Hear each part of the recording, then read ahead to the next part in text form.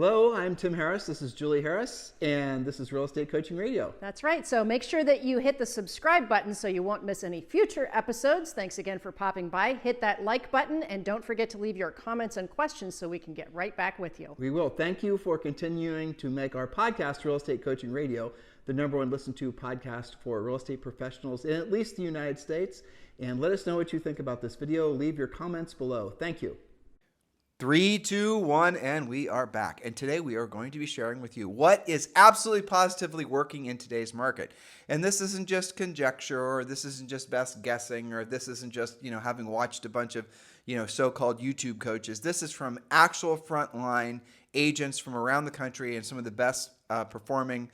I think a lot of them are existing superstar agents, but a lot of them are the next generation of superstar agents. Mm-hmm. So we're going to be giving you 4 things that are absolutely positively working now, and we're going to be giving you the names of the agents, if you can remember all of them, of how they're applying it and how they're making money, what they're doing now to make money. And I'm going to share with you guys the premise of today's podcast. And we don't know the answer to the question I'm about to pose to you.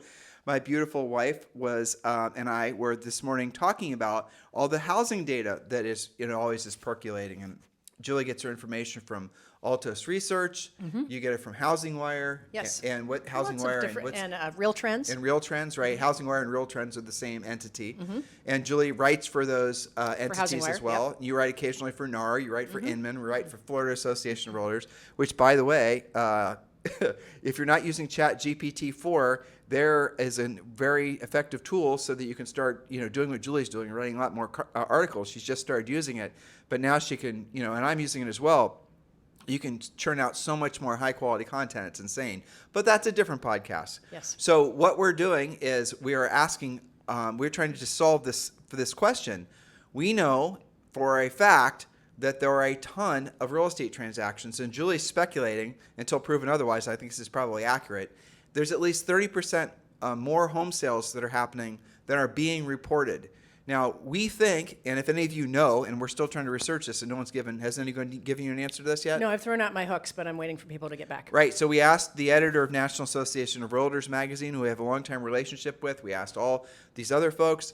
We're asking the question, are the home sales data reports that you're hearing that everyone relies on, the Altos Researches and the Real Trends and the Housing Wires and everyone else, are they using information from National Association of Realtors, or are they using, does Altos gets it from NAR, or where are they getting the research? Because if 30% of all the homes that are selling are not listed on the MLS, which is what our theory is, that means the data that everyone has been leaning into is largely incorrect. Again, we don't know, but it makes sense that Julie's theory is correct, because add to this the amount of new construction that is never in the MLS that you don't know about until you go to talk, and we're going to talk, that's point number 4, that you don't know until you go and talk to the new construction rep. So we have a theory that really what's going on, in addition to lack of inventory, is there's a market shift that's happening faster than it was over the last 5 years of agents learning how to do their own deals without, frankly, co-ops and without having to even deal with the sort of existing aristocracy. Yes, and it's very interesting because I think that this move to do those off-market transactions, in other words, they never flow through the MLS. When we say off-market, it means you're not going to see it pop up on your hot sheet or anything like that. I believe that because we have such massively suppressed inventory, remember, we actually lost inventory last week, 1,100 fewer homes, and it is clearly the right time of year to be adding inventory, and yet we're not. Well, pause there. Yes. So that was a story that Diana Olick on CNBC did. The reason we're giving you guys this podcast today and this information is because we want you to be smarter than the average bear. Yes. We want you to have facts, and we want you to be able to have lucid conversations with buyers or sellers who are probably only going to CNN or Fox or even CNBC to get their housing reports. And we think the housing reports that a lot of people, it just gets bounced around. Diana will report on something that came out from NAR. And, then everyone else re-reports on that. And the whole, essentially, the lack of information on some of this housing data is causing a lot of people to be massively confused, probably you. So that's the whole focus, and obviously how to help you guys how to lead generate and make money is always the focus of this podcast. But when we're going through this information, be thinking how you can apply it, how to make yourself more valuable to your buyers and sellers in your marketplace. That's right, but base it on fact. I'll give you an example. Jeannie in Phoenix had an actual seller who was also a buyer say to her, well, I don't know if I can follow through with this transaction with all the banks failing. I'm not sure that I'm going to get approved. And with the prices just crashing, I don't know whether I should be selling right now. Now, both of those facts are not true. There are elements of truth, but those extremes are not actually happening. Now, Jeannie is smart enough to combat that with actual facts from her actual market, with list to sell price ratios being real close to 100%. With very little inventory and homes having less than 30 days on the market. That's because she watches her hot sheet, because she's involved in coaching and she knows how to counteract that thinking. Her thought was, gosh, what in the world is he listening to that he's thinking this? Because it was causing him a great deal of stress. So we want you to be informed. Remember, knowledge equals confidence, ignorance equals fear. So one of the things that came out from a lot of coaching calls, I wrote this to myself, beware. This is a cautionary tale to all of our listeners. The best buyers. Now, what do we say best buyers? Who are they? We call them best buyers because these are motivated, qualified. They either have their loan in place or they're all cash. And many of them come with listings. Not all of them. Some people are keeping their houses, turning them into rentals, what have you. The best ones are taking matters into their own hands. That's right. They are door knocking. That's real. I had several instances of that on calls. Going to open houses and finding new construction by themselves. So here's the question. Are you doing all of that? Those of you who have on your whiteboards, because they've been paying attention to past podcasts, they're tracking what they do. On your whiteboard, you have a big list of buyers, and next to some of those buyers also says their potential listing, neither of which you have because you have not found anything for them to buy. Here's the question. Maybe this is too much accountability for a podcast. What do those buyers who you consider to be your clients think that you're doing all day? What do they think you're doing? Are you out there hunting for inventory, or are they taking matters into their hands and doing it themselves? Well, actually, you bring up a good point. So if I'm going to expand your point and make it a seller buyer, right? So it's yes, especially them. Someone shows up in your life and they're a buyer, and they're wondering why they should work with you because you seemingly, all agents are the same after all, and what are you going to do that's special? Mm-hmm. Well, you're going to use the notes from today's podcast. You're going to prove to them the extra value that you are going to deliver to help them find their next house. Oh, and by the way, they also have a house to sell. You guys get it? So you're going to have to do something other than what everyone else is doing, which is waiting around for pigs to fly and the market to change. We are in a long-term cycle, and 5 or 10 years, of high inflation, higher than any of us have experienced in our lifetimes for a longer, consistent period of time. Let's say in our adult lifetimes for the vast majority of us would be a better way of saying it. And so this is the new market. It's not going to return to the old market. And guess what? Right now you're seeing a lot of people because they've never experienced it before. I'll give you guys it's just an interesting thought. If you were only selling real estate for the last 15 years or less, you have never really experienced anything other than the market going in one direction. If you've only been selling real estate, and this is Julie and I included in this one, since say, for example, even if you go back 25 or 30 years, you have experienced some recessions and some setbacks in the housing crash. But for the most part, the market was almost always only going in one direction. Even during 2007 and 8 and 9, the market radically changed around as soon as the government started injecting tons of money and lower interest rates and all the rest of it started to happen. Well, that means you've been spoiled. You've been spoiled as a real estate practitioner, but also so have all your consumers, your buyers and your sellers. They have expectations that are not realistic given the new world that we find ourselves in. So during a time of, deep contemplation like what we're in now, it does cause a lot of people to feel very fearful. And when people feel fearful, they take no action. Thus, what you're seeing happen in the market right now where there's lack of inventory. So if you want to have an unfair advantage in the marketplace, you absolutely positively have to move people forward. Frankly, you don't even need fancy scripts or you don't need anything manipulative. You just need to hit them over the head with a bunch of facts. So Julie, let's go get to your 4 points and let's talk specifically about what people are doing, what agents are doing to put deals together in this market. That's right. And none of this is speculative. This is straight off of coaching calls with real transactions as a result of these 4 things. Oh, and by the way, boop, boop, boop, special notice, none of these things cost money. None of these things are about buying leads. None of these things require a complicated drip system. Matter of fact, these are the antithesis of all the things you guys have been told to do over the last 15 years. None of these things are going to require fancy branding or a bunch of videos. All of these things do require effort. Yes, but your gross will equal your net. That is a beautiful thing. In other words, when you sell something because you don't have a bunch of expenses against that sale, you make $15,000 or whatever, you're going to put in your pocket after brokers split almost all of it. You guys get it? It's a beautiful thing. Okay. So point number 1, what is working? Targeted door knocking. What do we mean by targeted door knocking? This is different than just random hitting the streets door knocking. So what do? Almost all of you have a list of buyers, many of whom come with listings. Know your client's needs. And by that, I mean really drill down on what is a deal maker, what is a have to have. Don't even show me anything that's a 2-bedroom. I got to have a 3-bedroom. What is a icing on a cake? You find me that, I'm going to buy it today. All right, so you gave me an example of a personal coaching client of yours that did just that, and you told me about this yesterday. I think it was a gal. I think it was Tina.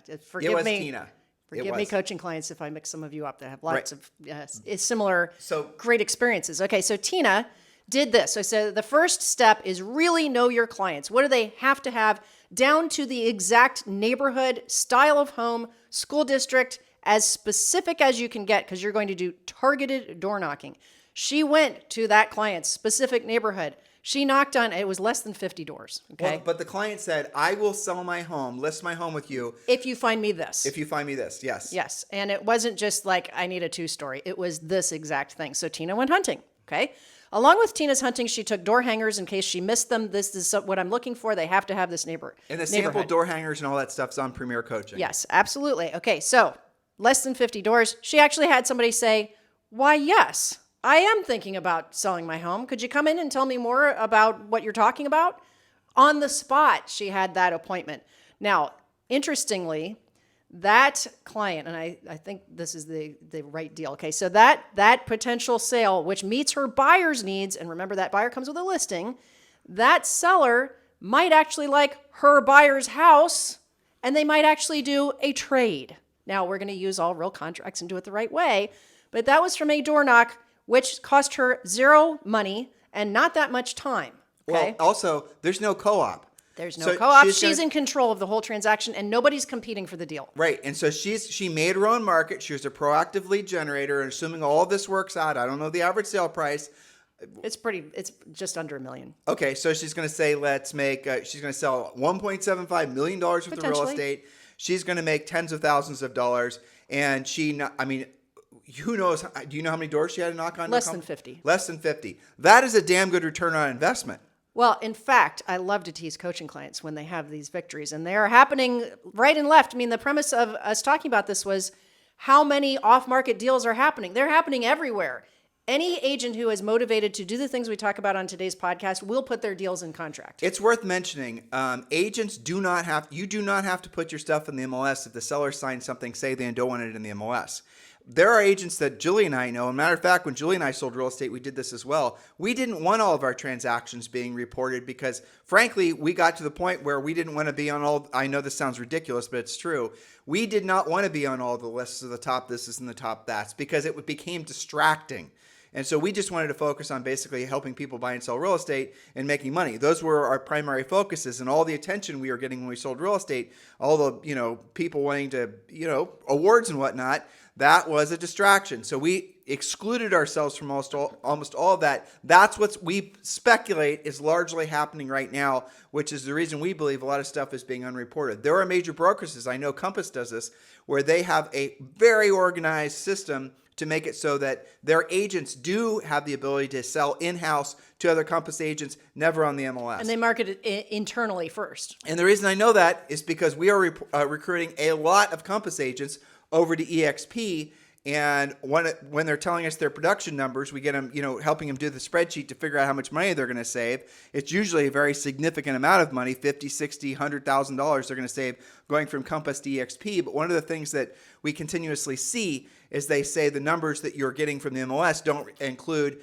usually it's another maybe 20 or 30% in revenue that came from off-market listings. That is what Julie and I are getting at when we are telling you that there are things happening that are happening essentially under the table, not in an unethical, illegal. No, but just under the radar. You're not going to see them pop up in your MLS. You're just not. Right. And all this started, by the way, if you want some little history lesson on this all started when listing agents really got sick of essentially buyer's agents being marketed as the listing agents on Zillow, on Trulia, Very on true. Realtor.com. Listing agents were, taken advantage of to the point where they got sick of it and they started figuring out how to do, that's where coming soons and off markets and all the rest of it, that came as a direct result of listing agents getting tired of having their work product essentially co-opt for no amount of money, and people, that's what happened. If you wanted the history lesson. And if you're a buyer's agent and you're saying, yeah, that's not fair to us, well, go get your own listings. And one of the ways that you can do that is to utilize this technique. You take your buyer, you get their needs, you go door knocking for what they want. Now, you can only sell one house to that buyer. Do you think that by having multiple conversations, you might then generate listings as a nice byproduct of this? Of course you will. Well, and in most of my coaching examples, it wasn't just the deal that they put together. They also uncovered the next listing in the neighborhood. I was just thinking how funny this is. So when Tina, what's her last name? Bloomberg. And what state is she in? Atlanta. Good job. So when Tina Bloomberg was doing this door knocking, I guarantee you nobody stopped to do a quick brand check on her to see how many TikTok videos had. Nope. Nobody was going to check to see nothing. She had a buyer. She had a transaction. She was ready to do a deal. That's all that seller cared about. She was at the door, something of value. I have somebody who wants to live in the neighborhood. Tell me who's ready to sell. That's pretty valuable. Do you guys see how proactive lead generation is a hell of a lot more effective than doing all the passive stuff? I know you believe that the passive stuff over time essentially builds to the point where you never have to do the proactive. But what proof do you have that that's true, dear listener? Because it isn't. The second you stop doing the branding and the marketing, which is all it is advertising, the second you stop doing it, the second it stops being useful. When you run an ad, if you're going to get any response at all, it's going to happen almost immediately, and after that, it's going to dissipate. Whereas a long-term reputation, which only comes from having helped, lots and lots of people buy and sell real estate, that's something that is going to last a lifetime. That's what you truly want, but that only comes from doing the real work of real estate. Yes, and I'm thinking of, I think it's Kristen in Fort Worth. Forgive me if some of this gets, there's so many deals happening on my coaching calls. It's great.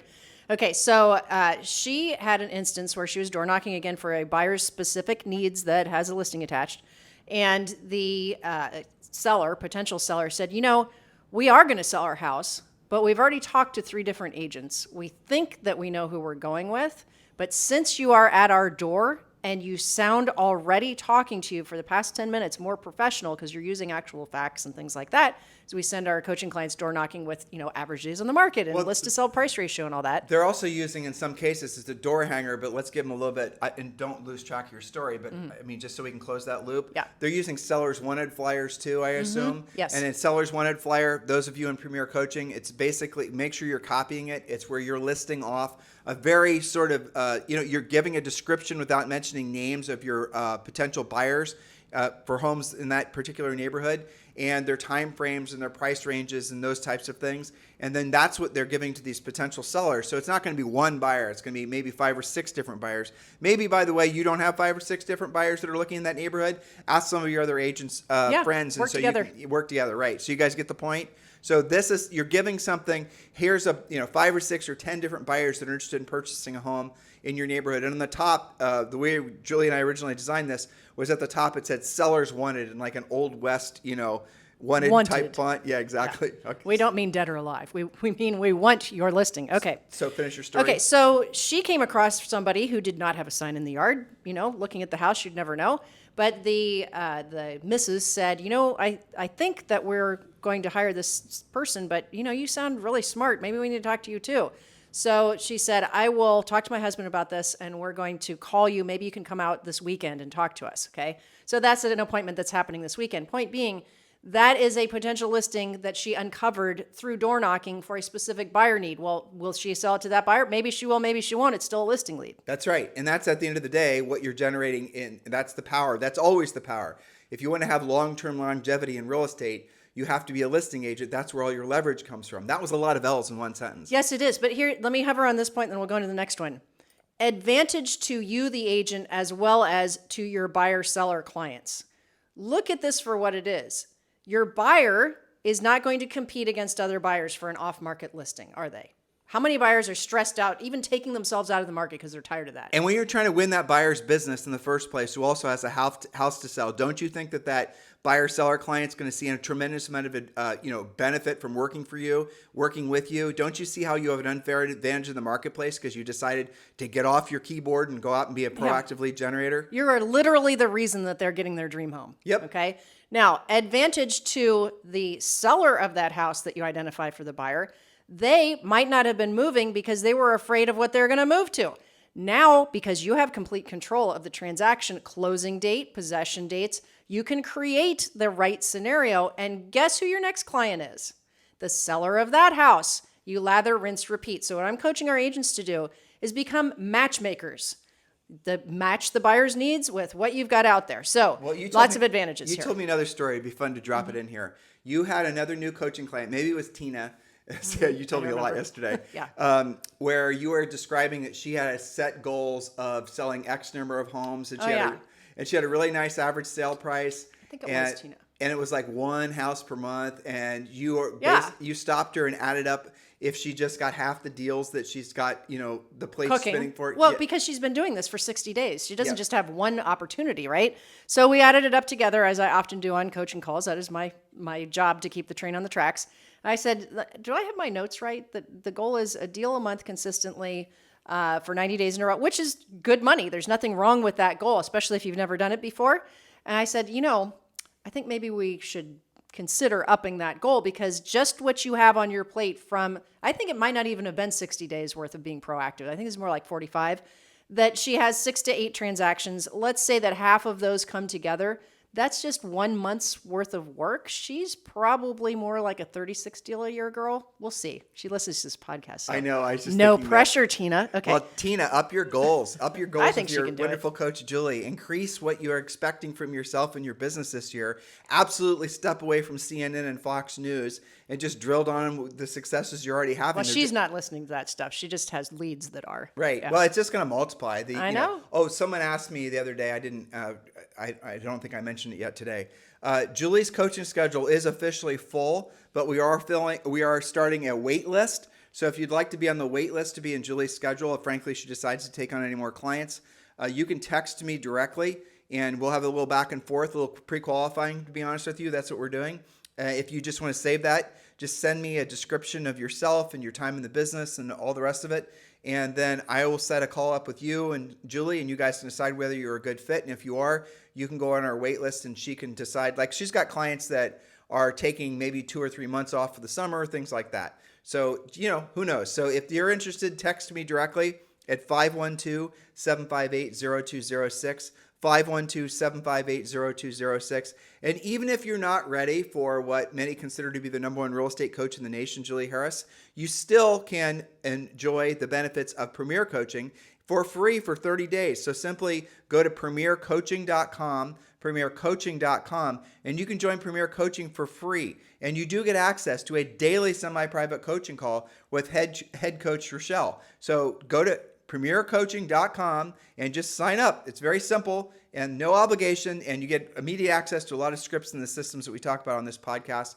But if for those of you who are ready to go to the top of the mountain the quickest and you're ready for it, do text me directly and we'll have a conversation about you being in Julie's schedule, and that is 512-758-0206. And for the rest of you, the perfect launching pad to be involved in our coaching programs is definitely to go to premiercoaching.com. Remember when, no, there is no texting other than me, and there is no disclosure because it's my private cell phone. There you go. Good point. Okay, so we're talking about things that do work in today's market for putting deals together. Point number 2, expireds, especially old expireds. Why old expireds? Because hardly anybody prospects them, and in the time it's taken for them to want to get back on the market, you probably can get their price. So there's some statistics around expireds, which is always eye-opening.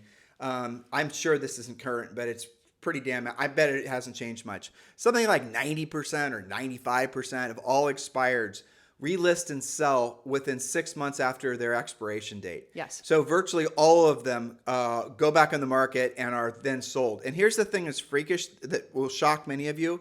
Here's a great script. Mr. Seller, you might be surprised that in this market, sometimes the best homes aren't selling, and not for the reasons you're being told. Now, why am I saying it like that? because probably their previous listing agent lacked any kind of real experience in knowing how to say anything. And was probably just hammering the seller for a price reduction. But here's the eye opener. The price probably wasn't the problem. And matter of fact, guess what, listeners? If the house has been on the market for, say, 180 days or even 90, inflation in the nature of this market has probably made the house, ready for it, more valuable than when the house was originally listed. I know there are mountains of reports coming out about we should talk about this. All these Mickey Mouse reports coming out about, trying to, the titles and the headlines are written in such a way that you'd believe that real estate values are falling. Oh, yes. Guys, this it is a real such bugaboo. insidious BS.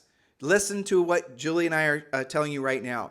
Asking prices are dropping. Values are not falling. Just because an asking price drops does not mean the value has fallen. It just means that the seller is overpriced. Big damn deal. It's not the same. But listen, okay, remember I was telling you guys, most humans haven't, working humans haven't been, weren't working 15 years ago. That includes all these reporters. So all these reporters have no experience in they don't even know the difference. You can tell when you're reading some of this crap that they don't know the difference between actual falling values and reduction of prices. You can tell by the way they express themselves. It is so obviously written by people that do not know crap about real estate. That's right. So they might read some report that says, I think it's something like 20% of active listings have come down in price. Oh, prices are falling. Not the same. That means that seller is probably making, 14% profit year over year versus 20. Well, technically prices are falling, but values are not falling. Right. So if the house got relisted, or was listed 90 days ago, and that seller who was an inexperienced seller in a market like this, because they'd only been selling during hot sellers times, same with their listing agent, they priced it, too aspirationally, and now they're having to reposition the house on the market to correctly reflect the buyer's expectations. I just hit you guys with a couple scripts. Were you paying attention? Truth bombs. Truth bombs, right? That's all it is. It's just essentially the repositioning of the house on the market. I didn't say lowering the price, did I, listeners? No, and it does not mean that they're on the foreclosure train either. Right. I didn't say lowering the price, because if you want to know a surefire way for a seller to fire you or never hire you in the first place, say lower your price. Lower your price is similar to hearing, I know what it's similar to.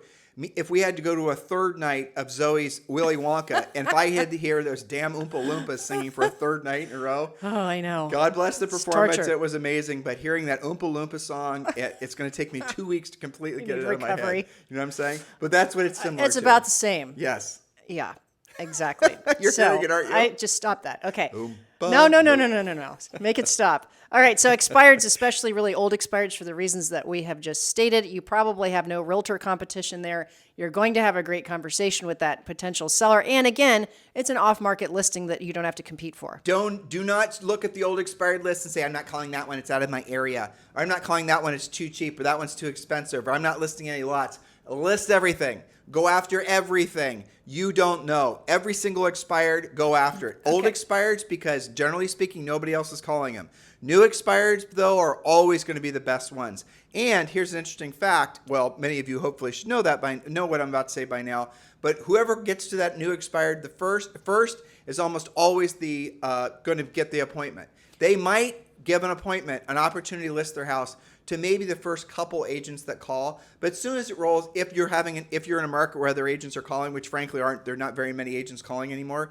But if you're in a market where San Diego, for example, where they're organized people calling, teams call, and they just kind of completely spam the market with new expireds, well, getting there first is going to get the appointment. If you're there 10th, you're not going to get the appointment. You're going to probably get a pissed off seller. You guys get it? Well, so you should call the fresh ones first as well as the older ones. You need to work both ends of the spectrum. That's exactly right. Okay, now shout out to Federico in Los Angeles, because he has his sights on a $5.5 million. It's basically a teardown with a nice lot with a beautiful, just amazing view of Los Angeles. And I think it might have a little water view there too. Now, this was a multi-time expired, but here's the beauty in that. And I think he's probably going to take that listing this weekend. He's going to use that as an opportunity to prospect developers, because the best use of that property is to develop it, because it's in a neighborhood of $10 to $15 million houses. And completely. And here's the interesting thing. You told me of this one too. The seller is in a nursing home And you guys are now seeing. So let's say, for example, when the property was originally listed with the first listing agent, the seller was still living in the house, let's say. Second time, still living in the house. Now he's in a nursing home. You guys see one of the biggest secrets to being a successful listing agent, ready for it, listeners, is have the listing when it sells. So what happened was the original listing agent and even the second listing agent didn't realize that the homeowner was planning on moving to the nursing home sometime in the future, and they should have paced their relationship and their conversations and their pricing strategy, frankly, around the seller's time frame. Because as the seller moved into the nursing home, now Federico's going to get it, and that seller's going to be much more receptive. And by the way, this reason it sold, I'm going to say this again, may not have been price. It may have just because the seller didn't allow showings. Maybe he wasn't ready yet. And I think Federico is going to take it at a potentially much better price. Why? Because his seller has found his motivation. Yeah. Okay. And I don't think he's probably going to compete for this. I think he's the only one talking to this guy right now. So interesting. Well, Julie, when you're a proactive lead generator, you hardly ever compete. This is true. Because agents don't know how to be a proactive lead generator. Well, they haven't had to for a while. Right, so, they haven't. Yeah, new skills. All right. Point number 3, open houses are killing it right now. We did a whole podcast series about how to not just sit your open house. I hate it when agents say, I'm going to go sit an open house. I'm going to go be passive today. How to actually monetize your open house. We had a podcast series. We have a big chunk of coaching and Premier Coaching about how to do open houses. There's an art to it. Yeah, but there's a whole section on Premier Coaching. Just go to premiercoaching.com and join. And we have done past podcasts. This podcast is only an overview of what you get in Premier Coaching, obviously. If you guys love this podcast, and well, guess what? Tens of thousands of you do. This podcast in first quarter of this year is going to have well over 1 million downloads, and that's not including listens, probably another 250,000 listens. So this is, there's 1.6 million agents in the United States, and who knows how many globally. But you're talking about a lot of people that are listening how to become successful in real estate because of this market. By the way, thank you for continuing to keep this #1 listened to daily podcast for real estate professionals in at least the United States. But yes, we cannot give you the whole drill down system for open houses in particular. It's far more than just a sign in the yard. You have to really work it if you want to get the most benefit from it. Yes, so shout out to Tammy Irby in Northern Virginia because she did a recent open house. I want to say it was like 1.3 million, 1.4 million in one of her favorite neighborhoods. Her listing, she had not 1, not 2, not 3, but 15 individual different potential buyers. And in that price range, of course, many of them will have listings. So that the beauty of the open house done correctly is look at the efficiency of her time. She spent about 3 hours. Now, if you add some of the prep time, maybe she had 5 hours altogether in that. And she made all of those contacts face-to-face, voice-to-voice, pre-qualifying them, sorting out who's got listings, who doesn't. She made all of that contact in 5 hours or less. And meanwhile, some of you guys are just spraying money into the world and praying that you're going to get something to bounce back. Well, exactly. How many of you guys are now spending your 5 hours and you're rationalizing, well, I'm going to use my time more efficiently. I'm going to do a bunch of social media posts and a bunch of TikToks and a bunch of CRM follow-ups. I know you guys are, I grind some of you on this podcast because you hear me say this all the time. But the reason is because we want you to be successful. We want you to help people. We want you to make money. And the way you do it is doing the real work of real estate. And anyone who's believing that they can shortcut the real work of real estate is delusional, especially in a marketplace like this. If you don't believe me, go look at your dry erase board, assuming you have one, the one that says closings on it, and count how many closings you have. Get off your duffs and do the real work. And guess what's going to happen? When you're Tammy Irving and you're these other people and you're starting to help people and make money. And by the way, did you pick up what Julie just said? She was holding a house open that most likely was going to attract people that were moving up in price range or maybe moving down and downsizing. So most of the buyers, of the 15 buyers that she met on that day, I bet you, 12 of them had homes to sell, which means that she wasn't meeting with buyers that day to buy the house. She was actually on 12 different potential listing appointments. You guys get the point? 100%. And I can tell you whenever Tammy does that, because she does not mess around with her opens, she does it right. Everything is beautiful. She's got it all set up exactly how we coach. She gets predictably 1 to 2 new listings every time with a whole bunch of, with no referral fees, no fees at all attached, with more lead follow-up. So it's not just those 1 to 2 immediate ones. She has some trailing business as well. So this is a fully developed spoke of business for Tammy. She takes it very seriously. She doesn't just dabble in open houses. She makes them work. And you guys can too. Open houses in a market where there's not a lot of for sale signs in yards are a gold mine, because buyers, the best buyers, guys, again, this is information all of you should have been exposed to from listening to our podcast. The best buyers are not searching online. The best buyers are driving neighborhoods on the weekends looking for those new signs from the houses that are not making it into the MLS. That's what they're doing. They're going to the open houses. The best buyers themselves, to Julie's first point, are being proactive. Meet the best buyers in the marketplace, and you're going to make a hell of a lot more money. That's right. So last but not least, and we've done a podcast series on this as well, point number 4 is finding new construction for your buyers. That comes with a whole lot of upside to it. Again, whether they buy a spec home or they build, they're not going to have to compete. Builders most of them have inventory that they need to sell. Remember, when a builder is building a neighborhood, usually they have a construction loan. They are allowed to build X number of houses first. They can't go to the next phase until the first ones are sold. They are highly motivated to move inventory. Every builder has deals that come apart for some reason. The buyer doesn't get their financing. They lose their job. They decide to buy something else. That's hidden inventory. That's not in the MLS. If your buyer has to build, that's fine too. You're going to need a commission 5 or 6 months from now, and they're going to have a brand new property that you don't have to worry about inspections. You didn't have to compete for it. It's all good. All right, so you have a new coaching client, and I remember this one because he's in Columbus, Ohio. Yes. Okay, and you're, what's his name? Patrick. Okay, Patrick. Murphy.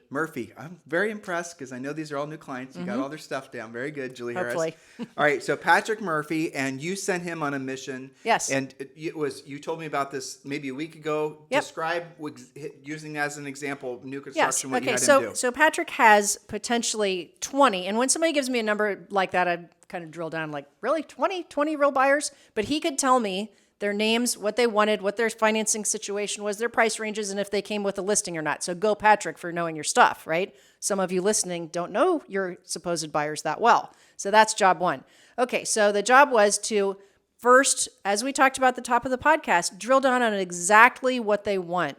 What is their price range? Would they consider new construction? And even if they say, well, I don't think so, I want to have trees. And a lot of them say that too. You'll be surprised how many just have this mindset about, or like, for example, Patrick, if I remember correctly, as I did talk to him, was selling in, wasn't it around Dublin? Westerville, Dublin, Hilliard, a little bit of German Village, actually, Victorian Village. Julie and I used to live in Columbus. The reason we know these markets. All right, so a lot of people that live in, say, for example, German Village will say, I just want to live in German Village, or I just want to live in Westerville. I don't want to move outside of the area. And look, sometimes it makes sense. They have kids that go to the schools and whatnot. But here's the interesting reality of it is, not all of them are actually, a lot of them are going to say, I want to live in this particular city or town.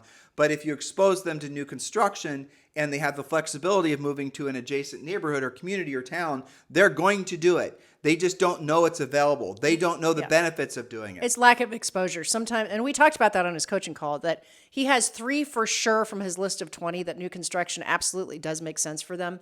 And that'll probably be his next 3 sales, hopefully, and spin off some listings as well.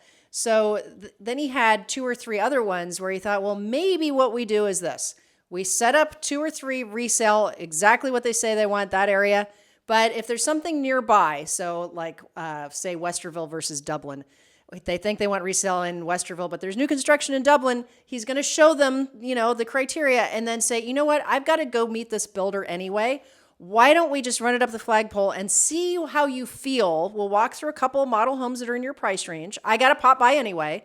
Let's see how you feel about it. Because you and I both know, having, actually sold real estate for a living, that oftentimes when you walk into a new model and it's decorated, it's beautiful, your mind shuts off the, what do I have to fix? What's going to come out in the home inspection? How old are the appliances?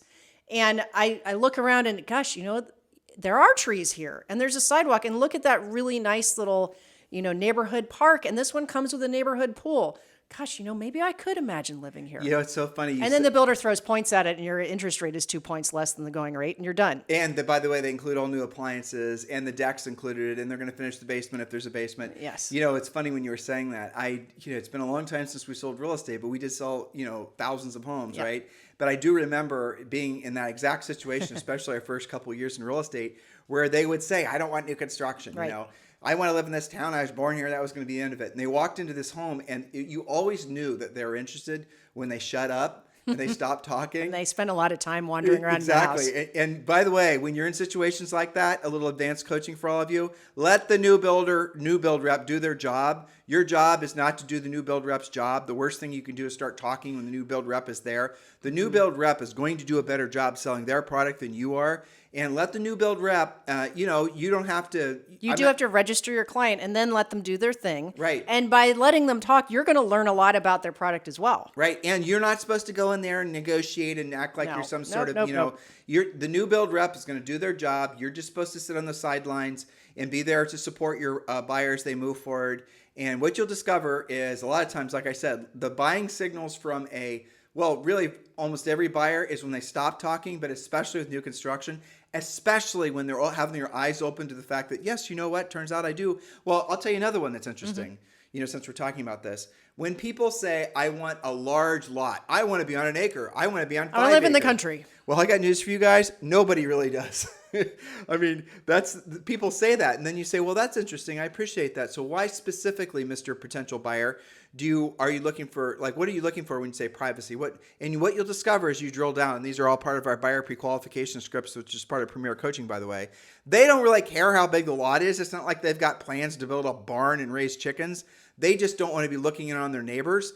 And so you then spin the conversation to say, so what I'm hearing you say, Mr. Buyer, is really what you're looking for is privacy. You want to go home, you want to be back in your backyard and, not be forced to, essentially be in your neighbor's backyard. And they're going to say, yes, well, let's look for lots that maybe back up to a tree lines or, maybe a reserve or preserve rather. Or maybe we're going to look for places that are naturally designed to make it so you do have a private setting, even though the lot is not huge. And they'll say, well, I'm open to that. But you've got to be a professional and help to coach and train your buyers and whom also might be sellers to make decisions that are going to be in their best interest. And don't assume even upper end clients know what the hell they're looking for. You're going to have to actually ask more questions to really drill down and really explore what the actual meaning of what they're saying is. And I'll give them a third example. Okay.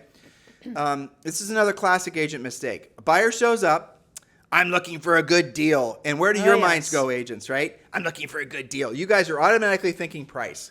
Instantly. And then you email me, how do I get a list of foreclosures? Yeah, exactly. Exactly. Well, guess what, listeners? Very, very, very rarely to anybody buying a home to live in, especially if they have a family, is price the most important thing. Like never once maybe in the history of homes. People might say that, but really what matters most is convenience. Now, what does that mean? It means that they can move from where they are now to the new home and not have a lot of delays and hassles. That is going to be worth, in many cases, tens of thousands of dollars. The longer you're in real estate, the more you're going to realize that price is very rarely the most important thing to normal retail buyers and sellers. Investors, house flippers, and all the rest of it, different conversations. But normal people, they're looking for convenience. They're looking for you to remove hassle from the transaction.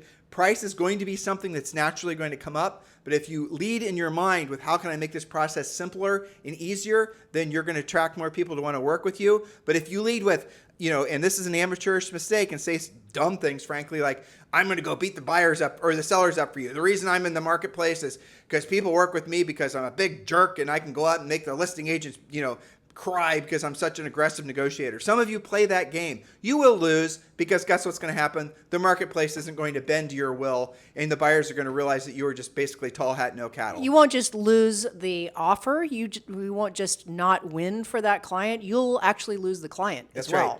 Yep. So don't make that mistake. A lot of this conversation goes down to, asking better questions, drilling down deeper, listening to the answers, if somebody says, I want a deal, what do you mean by a deal, right? Maybe that means they just don't want to compete, which brings us full circle to finding something off market. Well, Julie just led into it, right? So I appreciate the fact you're looking for a deal. I hear that all the time. So what does a good deal mean to you? That's the actual script. I don't want to get in a bidding war. I don't want to have to close an appraisal gap. I just want to find the right house for my family.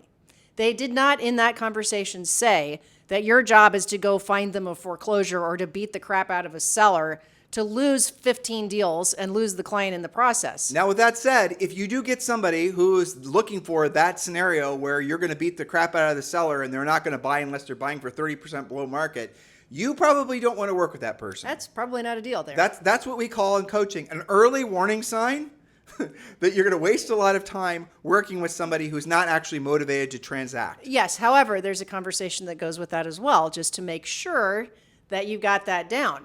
So, for example, would it surprise you to find out that the areas that you're looking in, the price range and the type of home, is typically closing at about 102% of list price? Would that surprise you? Meaning, if it's listed for $1 million, it's going to go for $1,020,000.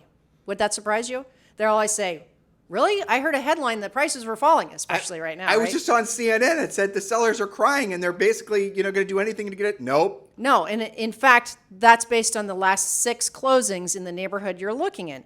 Now, you're proposing to come in at roughly 83% of list price. So if you're that seller and you're that listing agent, and anybody looking at that house and they know that it's going, assuming it's priced right, that it's going to go a little bit over list, why would they even consider an offer like that? If you were in the seller's position, knowing what the market was doing, knowing you could probably sell for at least your full list price, assuming it was listed correctly, price-wise, would you take that much less? Would you even counter that? Even if the seller's massively motivated, would you really put the house and fire sale it at that kind of discount? You guys get it? This all goes back to scripts and skills. And most of your problems, by the way, in your real estate business are not due to the buyers or the sellers. They're due to you not doing a really good job pre-qualifying them in the first place, and you essentially, attaching yourselves to people that really you should have been working with in the first place. And Julie did point something out that was very important. You oftentimes are going to have to ask the same question in a slightly different way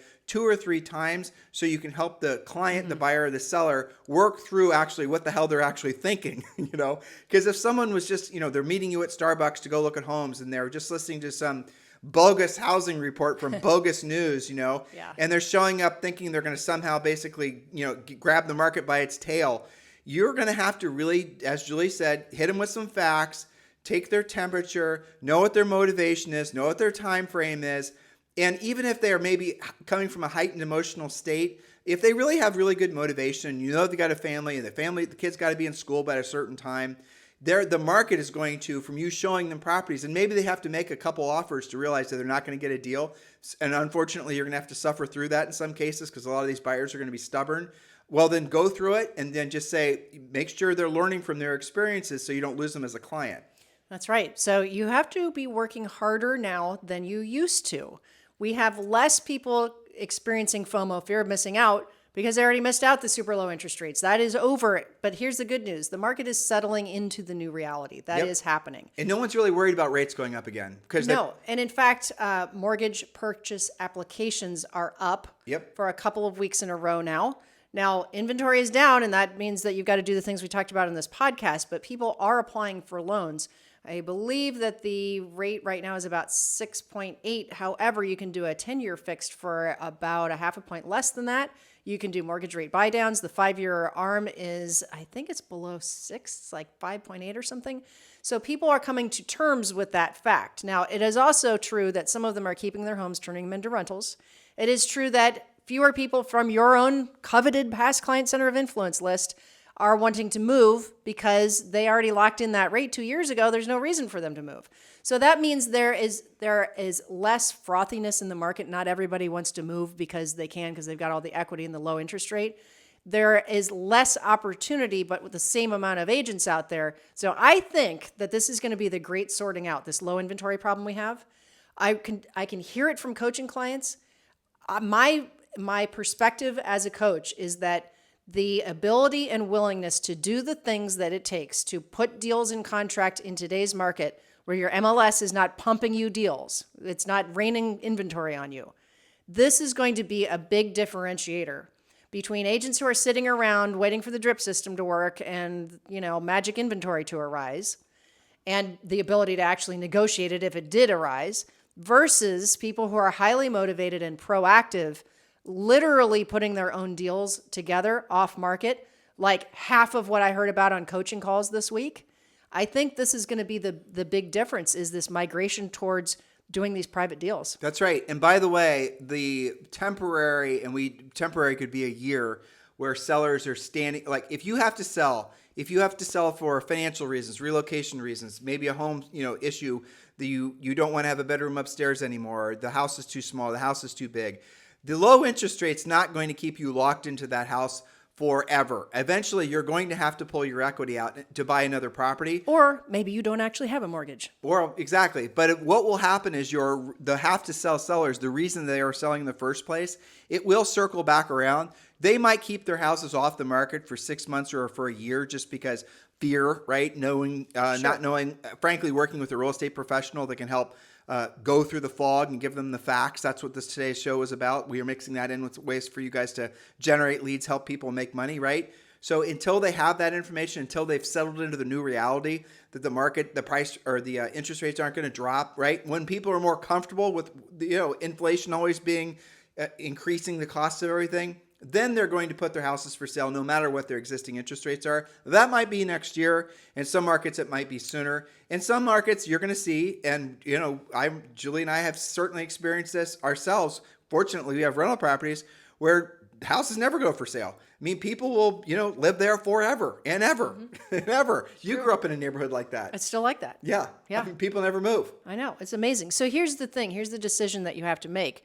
I would make the assumption that we're going to continue with low inventory. I would make the assumption that you're not going to wake up to 3.5% or even 4.5% interest rates. Make those assumptions now. Stop waiting for the market to bounce back. Stop even waiting for the spring inventory to show up. Okay, we're through the woods on all of that. So the decision you have to make is to either lower your expectations for this year and lower your goals and say, you know what, it's just not going to be my year because there's just nothing to sell, right? Or you can be proactive and make the market what you want. Put your own deals together. Learn how to do that. Increase your skills to increase your profitability. I cannot end on a better note than that. So listen, guys, thank you for continuing to keep this the number one listen to daily podcast for real estate professionals. Do like and subscribe, and do not be afraid to give us a 5-star review on iTunes. If you're listening to us over on YouTube, please do subscribe. And we love to read your comments and all the rest of it. Guys, this podcast, this market is all about being of service to other people. Hopefully you agree that we are being of service to all of you. So please do reciprocate and do like, subscribe, and leave reviews. All of that stuff matters. It helps us to do a better job knowing if we're on target or off target for the sake of content creation. But in addition to that, all these platforms then will realize that this is useful information. Real estate agents love it, and then they share our information with other people.